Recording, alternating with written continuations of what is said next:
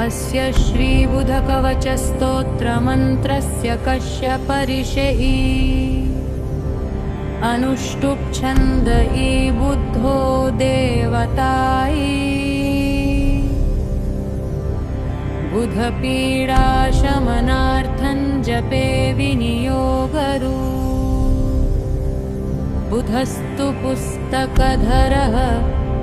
कुङ्कुमस्य समद्दुतिः पीताम्बरधरः पातु पीतमल्यानुलेपनः कटिं च पातु मे सौम्य शिरोदेशन् बुधस्तथायै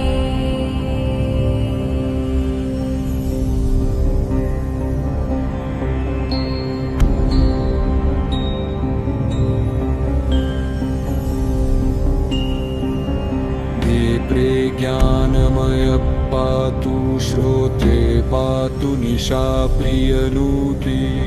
घ्राणं गन्धप्रिय पातु जीवां विद्याप्रदो ममयि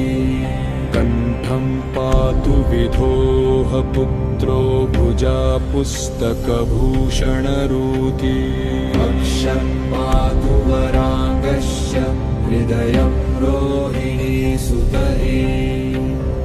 नाभिं पातु सुराराध्यो मध्यं पातु खगेश्वररूती चानुरी रोहिणेयश्च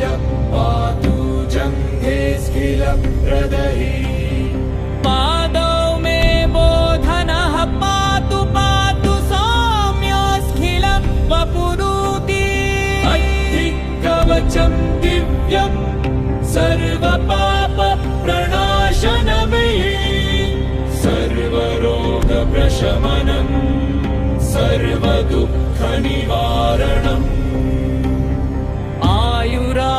आयुरारोग्यधनदं पुत्रपौत्रप्रवर्धनमी यः पठेत् शृणुयाद्वापि सर्वत्र विजयी भवेति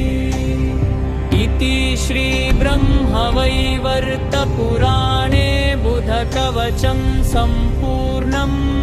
इति श्रीब्रह्मवैवर्तपुराणे बुधकवचं सम्पूर्णम्